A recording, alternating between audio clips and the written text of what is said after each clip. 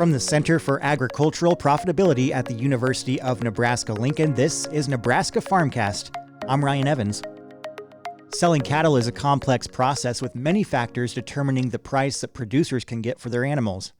Calves with certain blemishes like bobbed tails, frozen ears, or off colors are often discounted at sale barns. But is there another way for producers to market these calves and capture more value? Randy Sainer, a beef systems educator with Nebraska Extension, has a new article up on our site at cap.unl.edu in which he details ideas on how to add value to blemished calves.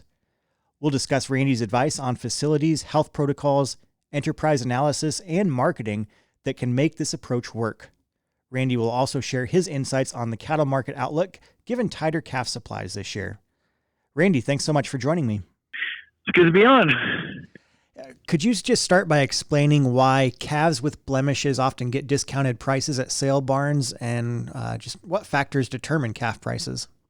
Well, the big thing is, if they have cropped ears, frozen ears, they're usually sorted off and sold separate.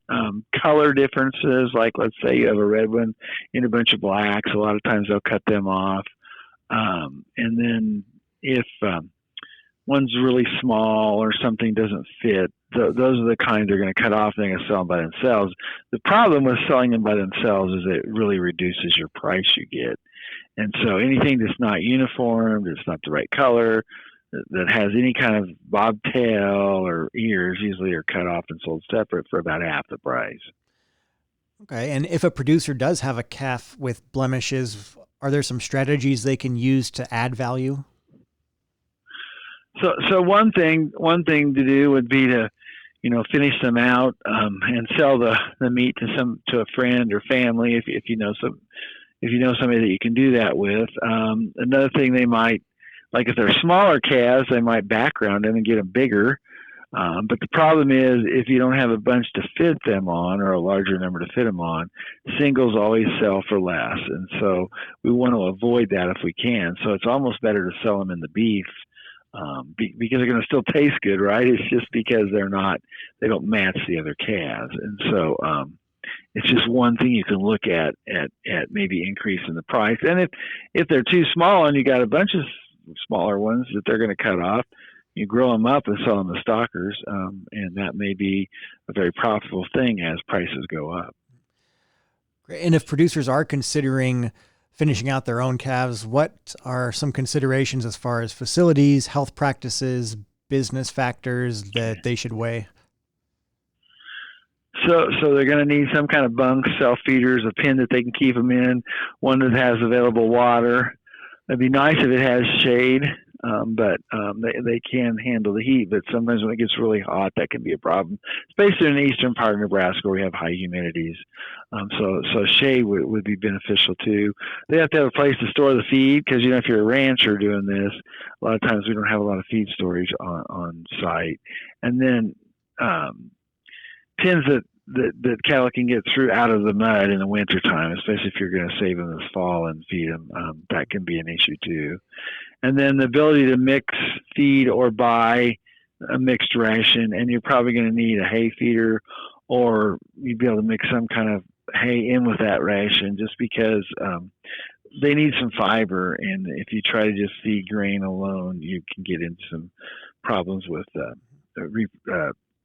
health of the stomach and so forth. And so they can become acidotic, those kind of things in the room, and which can cause them to go off feed. So you want to have some hay available to them one way or another, either mix it in or separate. And then probably from a health standpoint, you want to make sure you've been vaccinated, get the vaccinations in for overeating and some of those diseases that we see in feed yards. So that would be another consideration. Great. And you write a little bit about direct marketing in your article as well. So how can direct marketing these finished cattle to consumers maybe help to recoup more value compared to just taking a blemished calf to a sale barn? Well, you can actually sell it in the beef, or you can actually sell the calf live to someone, and it can go to a custom plant, and then they pay for the processing and so forth. And in a lot of cases, you're going to put weight on that calf. If you can do it efficiently enough, you can make money on that. The other thing is knowing people that might like some home raised beef. You can say, I know what cow it came out of, and this is the tag number, this is when it was born. Those are all values people are looking for. They want to know where their food comes from. So that's a way to market it to those people and maybe make it a little higher priced. And then if you want to sell it as meat standing alone, then you need to go through a USDA inspected plant, and then you can sell, the hamburger, the steak separate to people. If you like to market, a lot of producers don't like to market that well, so they may want to just sell the live animal and be done with it. But some people have ability to really be good marketers, and in that case, I would probably sell the meat direct if you think you can. And then knowing a family member or something is really important, or some friends. And it seems like, especially people in large metropolitan areas, are looking for this kind of beef.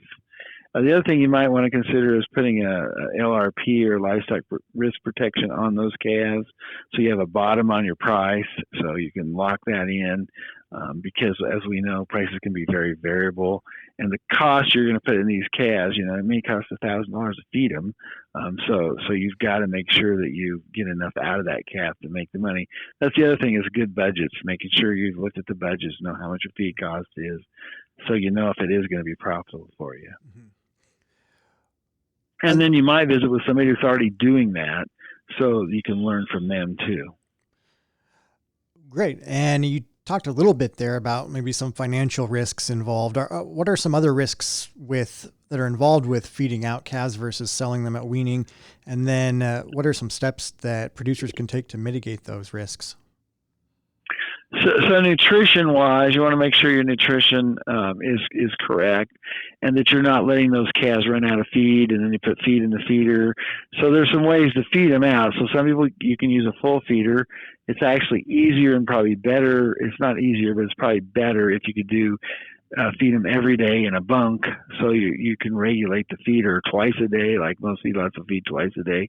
But a lot of people just put feed in a feeder once you get them on full feed of grain, and they'll put hay in that pen, and that really cuts down your labor costs. But it does increase your risk, because you can get bloat, you can get them overeating grain, those kind of things. So you gotta get them on feed right there to make sure. And then like price, like I said.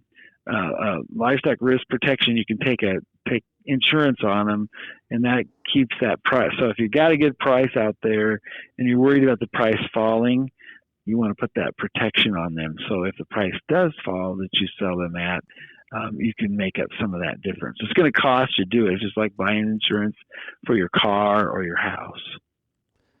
Okay. And overall, do you have other advice, or just one thing or two things for producers to remember if they are wanting to market blemished calves in a profitable way? Yeah, the big thing is make sure that you've got your nutrition down. Talk to a nutritionist or your extension educator about a ration for you, and then make sure that you keep those cattle in feed. Don't let them run out. Or those are all risks that can happen, as well as price risk. And the other thing is how you're going to buy your feed. You're going to buy it so much at a time. Do you have a place to store it? Because we know feed prices can also decrease or increase, and so kind of knowing what your feed cost is if you buy it ahead and have enough, or if you put you could also do a risk management on your feed too, where you hedge it to make sure that your cost doesn't go up. All right, that's Randy Sainer, a beef systems extension educator with Nebraska Extension. And you can find out more in a new article he has written on our website at cap.unl.edu about marketing calves with blemishes, with more tips and advice for you there. So Randy, thanks so much for the great info. Thank you. Nebraska Farmcast is a production of the Center for Agricultural Profitability at the University of Nebraska-Lincoln. For the latest research-based information and education resources to manage your farm or ranch operation, visit our website at cap.unl.edu. That's cap.unl.edu.